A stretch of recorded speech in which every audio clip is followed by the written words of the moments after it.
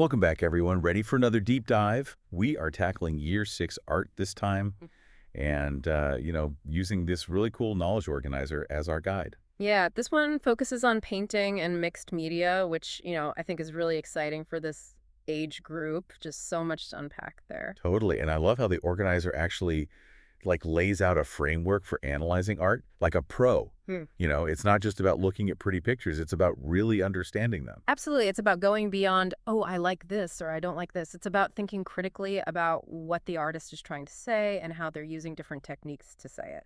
And speaking of artists, we've got a pretty stellar lineup in this knowledge organizer. Oh, yeah, some heavy hitters. David Hockney, Rigo. John Singer Sargent, Yeah.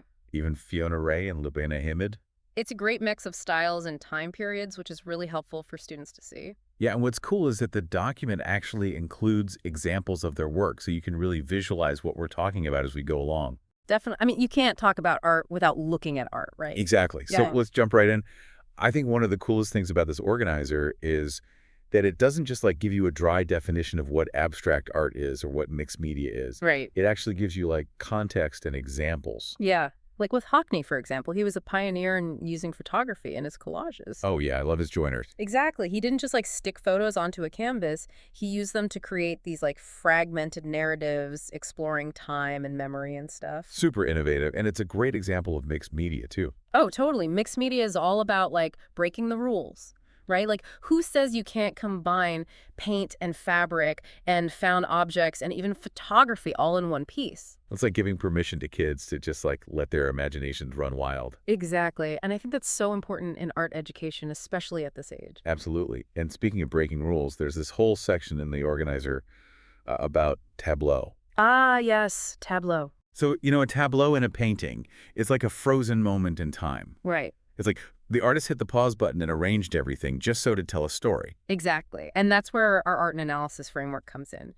Those levels: describe, relate, analyze, respond, evaluate, and interpret. Right. When you're describing a tableau, you're basically like a detective at a crime scene. You're paying attention to every detail: the position of the figures, their expressions, the objects around them, the lighting, the mood. It's all evidence. I love that analogy. It's like art is a mystery waiting to be solved. And that's what makes it so engaging, right? You're not just passively observing, you're actively trying to figure things out. Totally. And speaking of figuring things out, let's put on our detective hats and investigate Paula Rego's The Dance.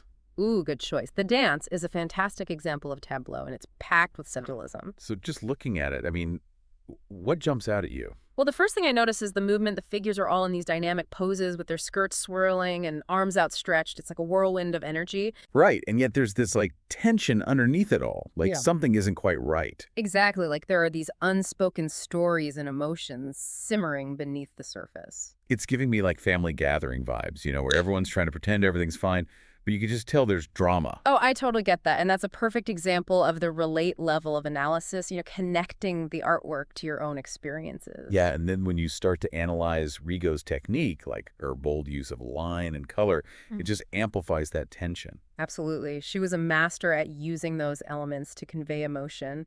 And then when you consider the historical context, Rigo was all about exploring themes of female empowerment and societal expectations. It's like these women are trapped in these roles, these elaborate costumes and these forced smiles, but their true feelings are starting to break through. Exactly. And how does that make you feel? Do you feel sympathy for them? Anger? Frustration? This is the respond level where we connect with the artwork on an emotional level. Honestly, I feel a bit uneasy, like I'm intruding on a private moment. Interesting. And that's a valid response. So now let's move to evaluate. Do you think Rigo effectively conveys the complexities of the social interaction? Oh, absolutely. Her use of both body language and artistic technique is masterful. She's really capturing the nuances of these relationships. I agree. And finally, how would you interpret the deeper meaning of the dance? What message do you think Rigo is trying to convey? I think she's challenging us to look beyond the surface, to question the roles we play and the expectations that are placed upon us, especially women. Beautifully put. So we've really gone deep with the dance.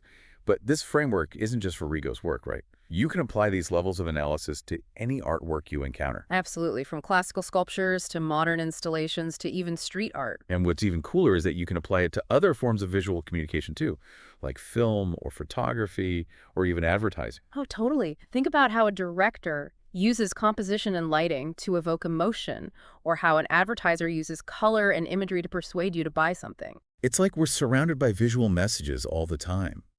And understanding these art concepts gives us the power to decode those messages. Exactly. It's like a secret language that we can learn to understand. So keep exploring, keep questioning, keep looking deeper into the world of art.